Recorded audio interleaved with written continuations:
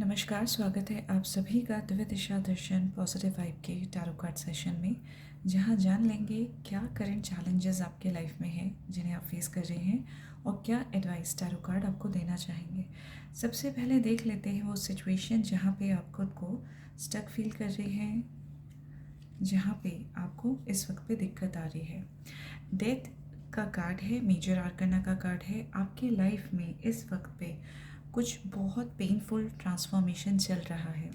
कुछ ऐसी चीज़ें आप फेस कर रहे हैं जिनको डिले कर पाना, पोस्टपोन कर पाना या जिससे बाहर निकल पाना इस वक्त पे आपको इम्पॉसिबल सा लग रहा है।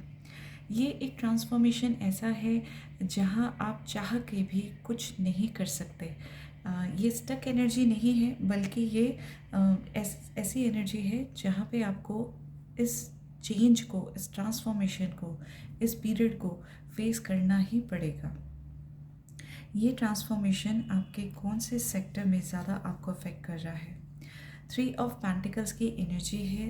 बात करें तो ये जो ट्रांसफॉर्मेशन है, this is either related to your finances, this is either related to your relationships. तो यहाँ पे 2 सेक्टर है जहाँ पे ये जो चेंज है, पेनफुल ट्रांसफॉर्मेशन है, आपको अफेक्ट कर रहा है, मनी एंड रिलेशनशिप। अब यहाँ पे देख लेते हैं कि ये जो चैलेंजेस आपको आ रहे हैं, आपको किस चीज़ पे फोकस करने की ज़रूरत है, किस चीज़ पे आपको फोकस करने की ज़रूरत है ताकि आप इस सिचुएशन को थोड़ा कंस्ट्रक्टिव वे में हैंडल कर सकें। किंग ऑफ सोर्ड्स की एनर्जी है। किंग ऑफ सोर्ड्स बात करता है अथॉरिटी की, क्लैरिटी की, पावर की। आपको अपनी सिचुएशन को अपने हाथ में लेना है। You have to take the lead actually. ये जो भी चेंज आपकी लाइफ में आ रहा है, इससे आपको जो है हार नहीं माननी है, बल्कि आपको इसको फेस करना है और इसको अपने कंट्रोल में लेके आना है। You know what the problem is, now you have to work upon the solution. और वो चीज़ें तभी होंगी जब आप एक्चुअल में instead of stucking in your pain, instead of thinking about कि आपके साथ में क्या हो रहा है, इस चीज़ पे आप फोकस करेंगे कि जो हो रहा है उसने तो होना ही है, बट क्या किया जा सकता है ताकि आप उससे निकलें।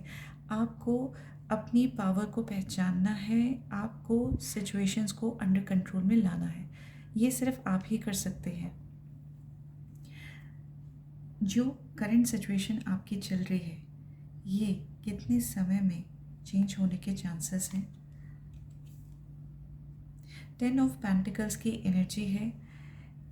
समय की अगर बात करी जाए तो यहाँ पे जो है वक्त लगेगा। डेथ का जो टाइम पीरियड चलता है, ये जो ट्रांसफॉर्मेशन है, ये कुछ दिन हफ्तों वाली एनर्जी नहीं है। यहाँ पे 10 महीने, साल भर से ऊपर की एनर्जी लग सकती है पूरी तरीके से ओवरकम करने में। मीनवाइल आपको चीज़ें अपने हाथ में लेकर के आने की ज़रूरत है, उसको फेस करने की ज़रूरत है basically, just like a leader, just like a father figure, as a authority. Angels आपकी सिचुएशंस पे क्या एडवाइस देना चाहते हैं? Organisation, focus, discipline, clarity, structure, empowerment, problem solving. जो हमें यहाँ पे किंग ऑफ सोर्ड्स बता रहे हैं, वही चीज़ें हमें एंजल नंबर भी बोल रहे हैं कि आपको जो है अपनी लाइफ को ऑर्गेनाइज करने की ज़रूरत है, instead of now thinking about the problem. Stay focused on your life journey. Your angels want you to free from the distraction. Good organization empowers you to isolate and overcome the difficulties you have been facing.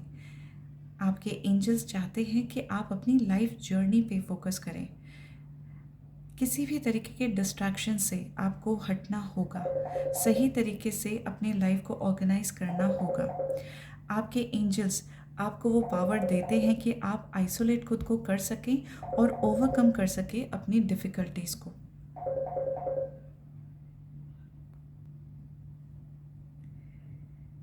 यहाँ पे आपको बोला जा रहा है कि आपने focus करना है कि क्या आप अपनी लाइफ में बेटर कर सकते हैं, किस तरीके से चीज़ों को ऑर्गेनाइज कर सकते हैं, क्या आपके लिए एक्चुअल में मैटर करता है। बहुत सारी चीज़ें हैं जो कि आपको प्लानिंग के साथ में आगे चलने के लिए ज़रूरी है। तो अपनी सिचुएशन को आप तभी हैंडल कर पाएंगे। ये जो भी आपकी लाइफ में ट्रांसफॉर्मेशन आ रहा है, आपकी लाइफ में किस सेक्टर में ये पॉजिटिव चीज़ों को लेकर के आएगा आपकी ग्रोथ के लिए, क्या चीज़ों पे अफेक्ट करेगा, फाइनेंस से रिलेटेड चीज़ों पे और रिलेशनशिप से रिलेटेड चीज़ों पे अफेक्ट करेगा। इस वक्त पे जो आपको लग रहा है कि आप लेफ़्ट आउट हो चुके हैं, किसी भी तरीके का कंसल्टेशन, किसी भी तरीके की हीलिंग काम नहीं कर रही है, ना ही फाइनेंसेस में जिस तरीके का ग्रोथ आप चाह रहे थे वो आपको नहीं मिल पा रहा है। लेकिन जब आप चीज़ों को अपने हाथ में लेंगे, ऑर्गेनाइज्ड होंगे, तो इन्हीं दोनों सेक्टर्स में आपको रिज़ल्ट भी मिलेगा।